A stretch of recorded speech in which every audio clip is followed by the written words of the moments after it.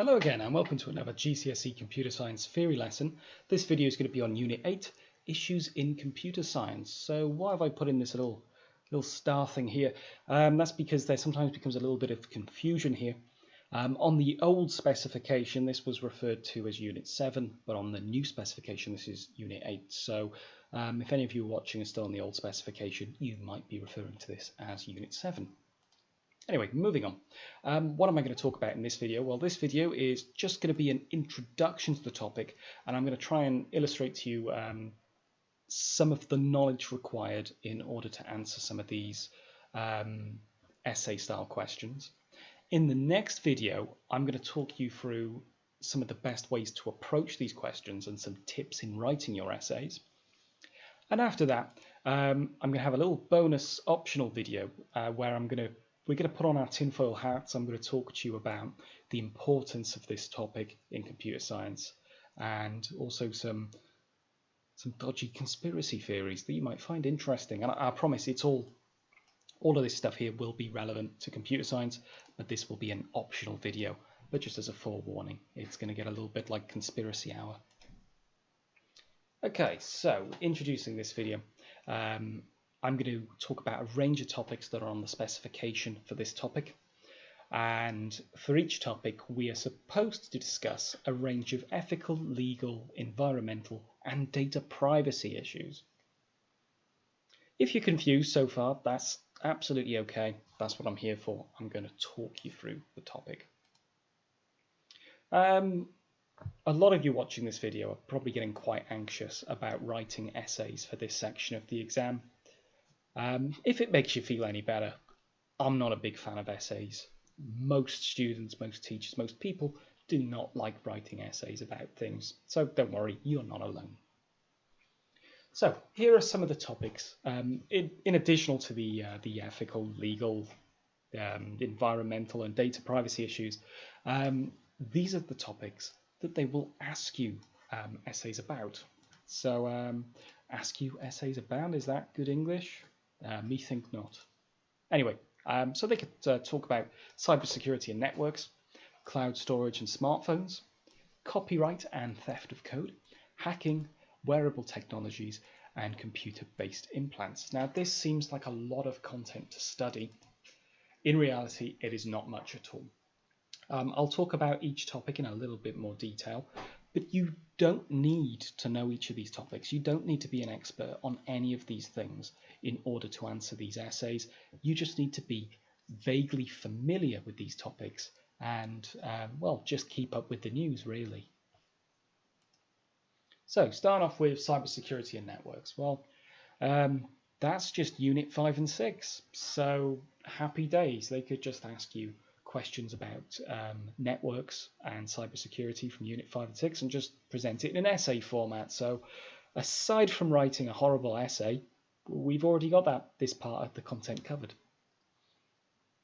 Cloud storage and smartphones. Well, again, it's nothing really that new here. Cloud storage is covered in Unit 4, so there's no new learning to happen, so that's good. And most of you already know what a smartphone is, so there's plenty of ways we can approach this topic. Bringing this into the whole ethical, environmental, legal, data privacy jargon, there's loads you can talk about when it comes to cloud storage and smartphones. So environmentally speaking, is probably the easiest place to approach this first. Environmentally speaking, you could say that smartphones are good for the environment because, well, they do everything that a computer does, almost, but they use way less electricity. So you could say that smartphones use electricity than laptops and computers and do the same job. Therefore, they're better for the environment. However, on the flip side, you could say smartphones are really, really bad for the environment because, well, every year people upgrade to the latest all singing and dancing smartphone. So therefore, it creates a lot of e-waste and lots of batteries and electronics going into landfill. Surely that can't be good for the environment.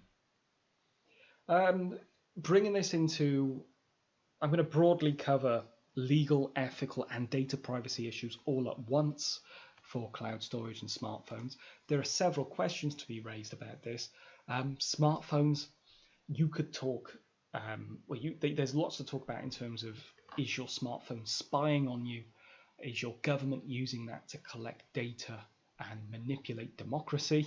I know that sounds really far-fetched. I'll talk more about that in my tinfoil hat video. But yeah, there's loads you can talk about. There's lots of stuff in the news at the moment about Huawei potentially using 5G to spy on other nations. You could go on for ages. Then, not to mention cloud storage, as we've already discussed in Unit 4.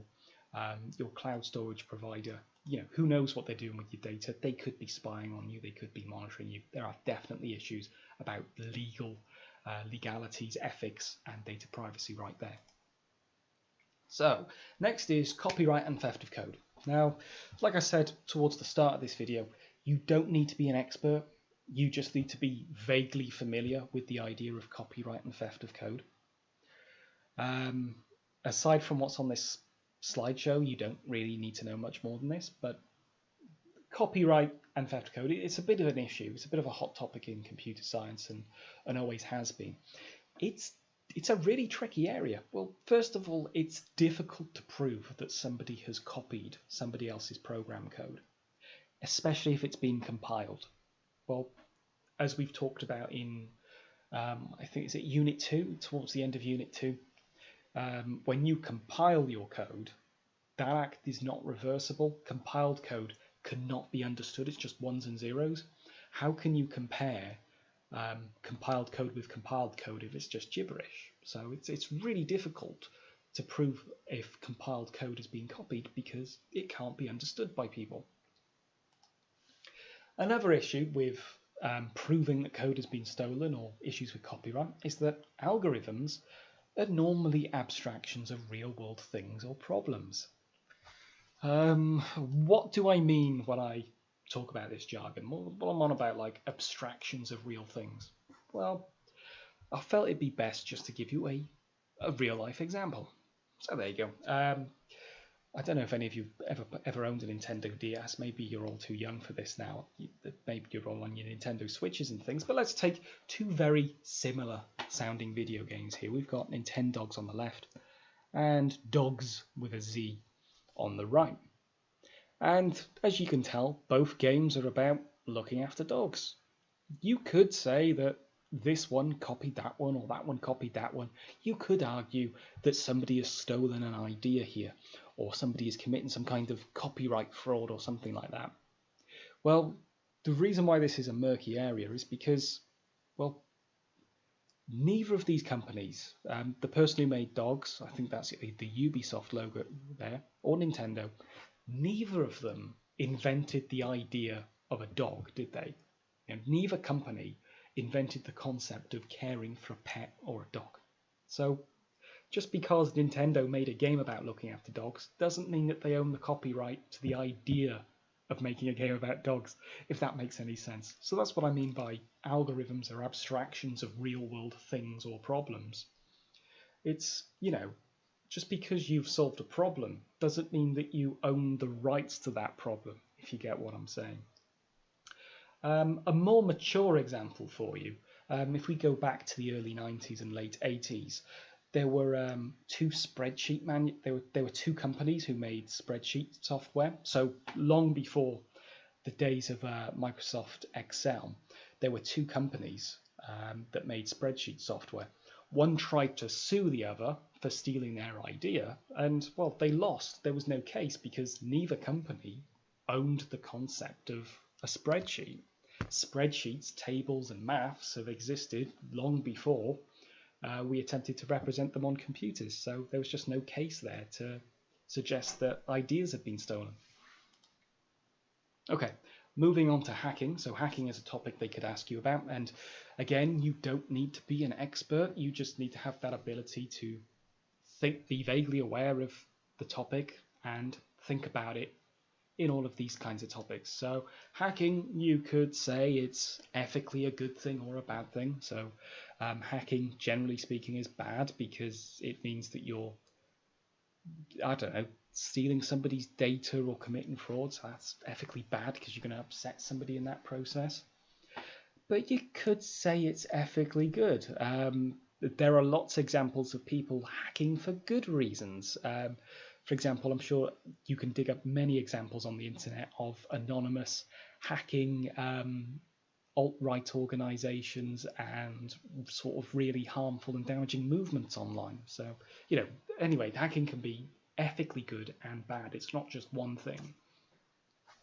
Hacking can be considered both legal and illegal. Now, generally, we think of hacking as illegal because you're breaking into somebody else's system, so of course that's going to be illegal. But there are situations where it is perfectly legal to do so. Like, for example, if your local police force were to hack into a criminal's computer in order to dig up evidence, in that case, it would be perfectly legal. There's obvious issues with privacy here. If the government is routinely hacking into its citizens' computers to spy on them, there's clearly some issues with privacy there. And just one thing to make clear, you don't have to discuss every single issue for every single topic. So environmental issues aren't really applicable here. But I've left a question mark there because, you can be creative, think of your own issues. I mean, maybe you can sort of have a think about it, and maybe you can come up with something environmentally related to hacking. I mean, I can't think of anything. Maybe environmental terrorism, maybe somebody hacks into a nuclear power plant and blows it up or something. I don't know. Just be creative here, but just be aware that you don't necessarily have to apply all 4 of these topics in an essay, unless the question specifies. Next, we'll go on to wearable technologies. So with wearable technologies, we mean things like smartwatches or fitness watches, or I can't really think of anything other than fitness watches and smartwatches. Those glasses that have a smartphone built into the lens, so you feel like you're from the future. That'd be weird if you're watching this in 4 years' time and that's a thing. Strange. Anyway, you could say wearable technologies are ethically good or bad. I mean, fitness watches that track your fitness, I mean, they're good because they make people fit, don't they? So, that's a good thing, surely. But at the same time, could that be bad? Should we really be so dependent on a culture of getting software to manage our fitness for you? Surely if you want to get fit, you should do it in your own way. You shouldn't have an application or a smart device dictating that to you. Are there any legal issues? Well, I can't really think of any off the top of my head. I'm sure you guys can think of something. There's got to be something there about maybe smart wearable technologies being hacked, and that becomes an issue, maybe. Privacy issues, there's definitely some privacy issues there. If you've got a wearable technology that is on your wrist 24 hours a day, people can track your movement constantly. Corporations, whoever manufactures that smartwatch, for example, they're going to know where you are all of the time, and in most cases, they're going to know what your heart rate is. They're going to know how fit you are. So if an evil mega corporation were to invade civilization, they're going to know all the vital statistics of the people that they're attacking. So that's just a bit of food for thought for you. And finally, environmentally good or bad. Go figure on this one. You could say that things like smartwatches are good for the environment because they use less electricity because they're small. But you could say they're bad for the environment because people are just buying more technology and sticking things in the bin more often and just sort of polluting landfill with batteries and such. And then finally, and I promise this is the last slide, implants. So when we say computer-based implants, we mean like wearable technologies, but actually implanted into your body. So we mean things like robotic arms and eyeballs and having things implanted into your brain.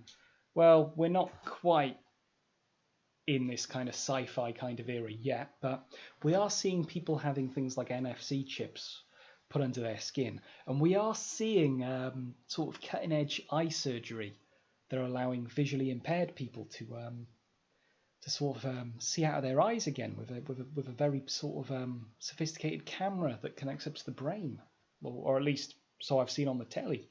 I'm sure there's definitely advances in hearing aids that use some kind of processor on them.